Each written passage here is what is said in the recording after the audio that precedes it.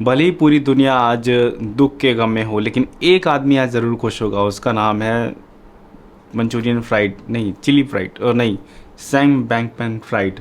तो आज वो ज़रूर खुश होगा, क्योंकि एक समय ऐसा आया था जब सीजी ने ट्वीट किया था तो सैम बैंक फ्राइड का एक्सचेंज बिल्कुल कोलैप्स हो गया था। हालांकि उसके पीछे उनके इंटरनल रीज़न थे, लेकिन आज एसएससी के ट्वीट की वजह से, एसएससी के जो एसएससी के जो केस हैं उसकी वजह से आज सीजेड का जो पूरा सिस्टम है डाउन है, और पूरी क्रिप्टो इंटायर डाउन है। और बाइनेंस के साथ बहुत सारे और क्रिप्टो प्रोजेक्ट हैं जो कि इसकी चपेट में आए हैं।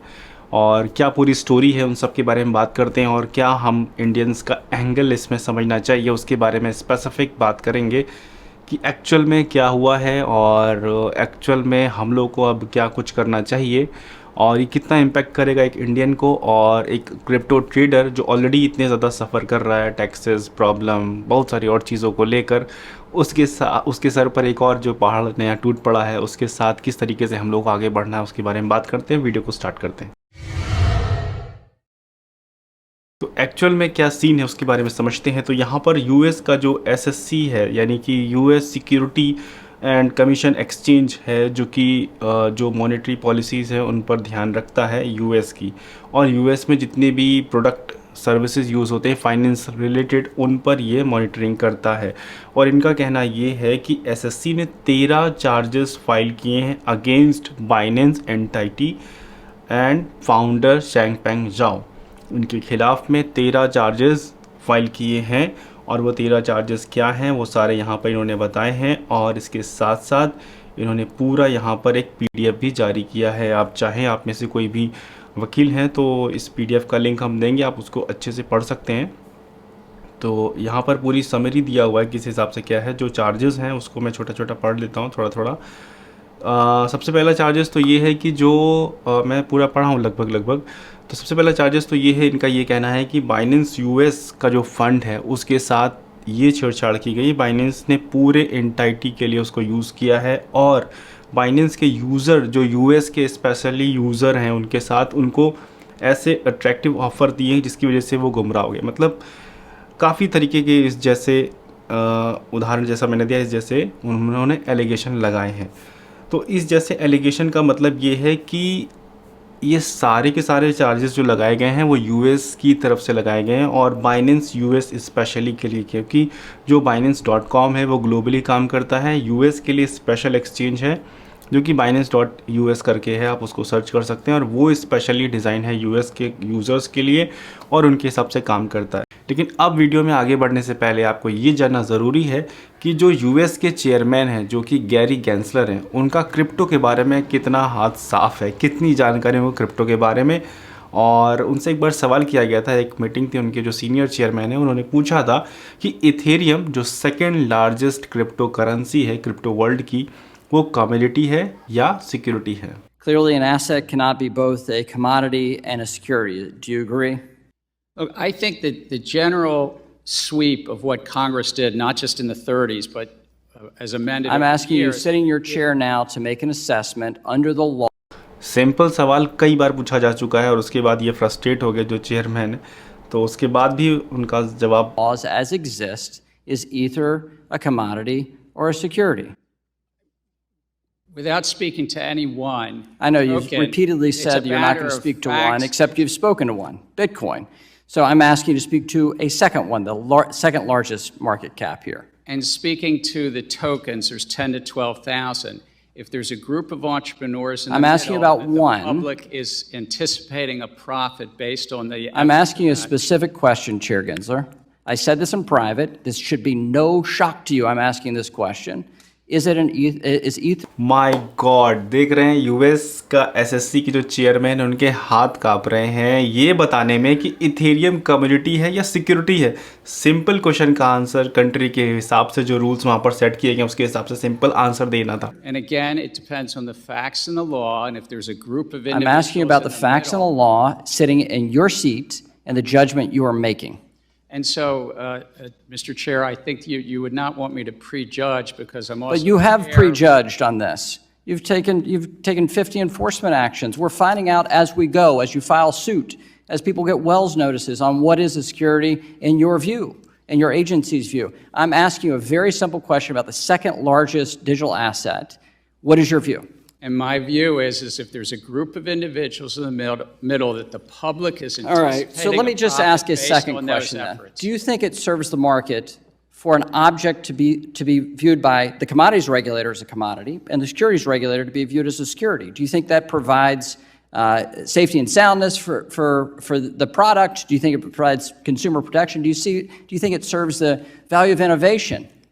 I think no should be a very simple answer for you here. I think That uncertainty is bad, is it not? And I think that Congress has said that there's one agency, the Securities and Exchange Commission, under this committee. And you won't answer my question, and you're the head of that agency. So give me a break. Come on. समझ गए आप SSC के chairman कौन है जिनको Ethereum के बारे में जो सेकेंड लार्जेस्ट करेंसी है उसके बारे में नहीं पता कि वो यूएस के यूज़र्स के लिए क्या होगा। तो एक्चुअल में सीन ये है और वो एलिगेशन लगाते हैं बाइनेंस के सीजेड पर और बहुत सारे ऐसे कॉइन्स पर जो स्पेशली अभी रिसेंटली लास्ट वीक में 1 जून को चाइना ने जिनको अडॉप्ट किया है। तो यहाँ पर जो एंगल निकल कर आ रहा है वो कई सारे एंगल निकल कर आ रहा है। अभी भी सामने एक एंगल आ गया कि चाइना का जो अडॉप्शन है और जिन टोकन्स को चाइना अभी फर्स्ट वीक में लॉन्च किया है अपने एक्सचेंजेस को ट्रेड करने के लिए, उन एक्सचेंज को टारगेट किया, उन टोकन्स को टारगेट किया गया है, एक्सचेंज को टारगेट किया गया है और यहाँ पर बचाने की कोशिश क्योंकि FTX के साथ उनका सॉफ्ट कॉर्नर था यूएस का और कॉइनबेस के साथ भी रहता और कॉइनबेस और बाइनेंस और FTX इन सब का, क्योंकि ये एक एक्सचेंज है और मार्केट में एक दूसरे के कॉम्पिटिटर हैं और हर कोई एक्सचेंज चाहता है एक दूसरे से आगे निकलना, तो एक कंपटीशन वाली फीलिंग तो रहती ही रहती है। तो इस जैसी मुझे एटलीस्ट यहाँ पर चीज़ें दिख रही हैं कि हाँ बाइनेंस के ऊपर चार्जेस हैं, लेकिन जो इंटेंशनली इतनी तेज़ी से सारी चीज़ें सामने आई हैं क्योंकि बाइनेंस के काफ़ी ज़्यादा इवेंट में हम लोग भी नहीं गए हैं और वहाँ पर जो जिस हिसाब से चीज़ें मैनेज की जाती हैं वहाँ पर इस हिसाब से फोकस नहीं किया जाता कि बाइनेंस की जय हो, बाइनेंस अच्छा है, ऐसा नहीं। क्यों अच्छा है, क्यों वो सही है, क्यों वो सही जगह पर काम कर रहा है, एकदम बेस कॉन्क्रीट लेवल पर काम होता है कि क्या उसमें एक्चुअल में बेस है या नहीं, यानी उस चीज़ में कोई आधार है या नहीं। तो ऐसा नहीं कि मतलब मन से अपनी चीज़ें कर दिया गया, हर एक चीज़ बिल्कुल कॉन्क्रीट लेवल पर सेट होती है।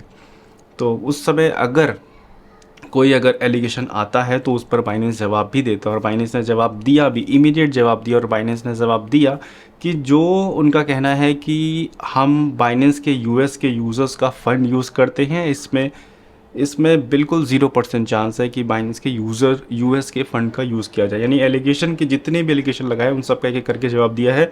आर्टिकल पूरा ट्विटर पर हर जगह स्प्रेड है, आप चाहें तो थोड़ा सर्च करके उसको पढ़ सकते हैं। तो एसएससी के 13 चार्जेस के बाद बाइनेंस ने जवाब दिया और अब यहाँ पर कुछ बातें निकल कर आ रही हैं जो आपके हमारे लिए इम्पॉर्टेंट है।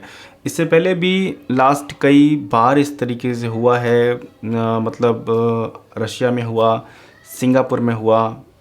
सिंगापुर में जहाँ पर से रजिस्टर्ड होते मेन सारे एक्सचेंज, वहाँ हुआ। लेकिन आज की तारीख में आप देख रहे होंगे कि ये बात आती है और चली जाती है, इस तरीके की चीज़ें होती हैं, लेकिन एक छोटा सा डेंट देकर जाती हैं। जो बहुत सारे लोग लिक्विडेट हुए हैं कल की तारीख में, उस एक न्यूज़ की वजह से बहुत सारे लोग लिक्विडेट हुए हैं। मुझे यकीन है अगर कमेंट करने के लिए बोलें तो कमेंट भर जाएगा। बहुत सारे लोग लिक्विडेट हुए हैं, हमारा भी बस लिक्विडेट होते होते बचा है। तो ये कॉमन प्रॉब्लम थी उस दिन, सबके साथ ऐसा हुआ और इस जैसा समय हम लोग क्रिप्टो में देखते रहते हैं। 5-10% का करेक्शन क्रिप्टो में बिल्कुल कॉमन है, तो उतना ही करेक्शन यहाँ पर आया है। और रही बात बाइनेंस एक्सचेंज की, जो लोग बाइनेंस एक्सचेंज यूज़ करते हैं उनके लिए क्या मेरी टिप्स यहाँ पर होनी चाहिए। तो देखिए, बाइनेंस एक्सचेंज कल भी जिस तरीके से चल रहा था उस तरीके से आज भी चल रहा है। बाइनेंस का टोकन BNB डाउन हुआ है, थोड़ा बहुत नहीं, बहुत डाउन हुआ है, उसमें सस्ता है, बाय करने का मौका है। तो मतलब वहाँ पर अगर आपका जो होल्डिंग है आप चाहें तो उसको विड्रॉल कर सकते हैं, अपने किसी दूसरे एक्सचेंज पे ले जाना हो, आपको अपने डिसेंट्रलाइज में ले जाना हो, अपने सॉफ्टवेयर हार्डवेयर किसी भी वैलेट में ले जाना हो, आप ले जा सकते हैं। आपको और ज़्यादा सेफ्टी सिक्योरिटी अगर चाहिए तो आप ले जा सकते हैं आराम से, क्योंकि यहाँ पर चीज़ें डिसेंट्रलाइज हैं और आराम से आप उसको जहाँ पर भी आपको सेफ़ लगे वहाँ पर ले जा सकते हैं। और हम यही कहेंगे कि जिस भी एक्सचेंज में आपको पैसा रखना हो वो सिर्फ उतना ही रखिए जितने से आपको सिर्फ ट्रेड करनी हो। लॉन्ग टर्म होल्डिंग के लिए हम लोगों ने इससे पहले बहुत सारी वीडियोस में बात किया है, तो वही आज भी करेंगे। लॉन्ग टर्म होल्डिंग का वैलेट अपना अलग होता है, कोई डिसेंट्रलाइज, कोई सॉफ्टवेयर हार्डवेयर वैलेट, और जो एक्सचेंजेस होते हैं उन पर हम लोग वो फंड रखते हैं जिससे हमको ट्रेड लेना होता है। तो बस ये सिंपल सी स्ट्रैटेजी है जो कि हम लोग ऑलवेज़ फॉलो करते हैं। आई होप अभी भी आप इसको फॉलो कर रहे होंगे, क्योंकि इससे पहले पास्ट में हम लोगों ने बहुत सारे कोलैप्स ऑलरेडी देखे हैं। FTX, सेल्सियस, वाइजर और भी हॉटबेट का बहुत सारे कोलैप्स हुए हैं, तो उन सब के दोबारा दोहराना नहीं है और अपना फ़ंड अपने सेफ्टी के साथ सेफ जगह पर रखिए। तो क्रिप्टो में दोस्तों इस जैसी चीज़ें अक्सर सामने आती रहती हैं, यहाँ पर इस जैसा प्रॉब्लम तो है ही है, लेकिन जब मार्केट ट्रेंड रिवर्स होता है तो यहाँ पर अच्छा खासा जो ग्रोथ, अच्छा खासा जो बेनिफिट लेने के लिए जो लोग बचे होते हैं वही लोग पाते हैं। तो ये ही क्रिप्टो है। थैंक यू सो मच दोस्तों वीडियो देखने के लिए। वीडियो अगर पसंद आई तो प्लीज़ वीडियो को लाइक कीजिए, चैनल को सब्सक्राइब कीजिए, स्कैमर से बच के रहिए। मिलते हैं नेक्स्ट वीडियो में। Thank you so much.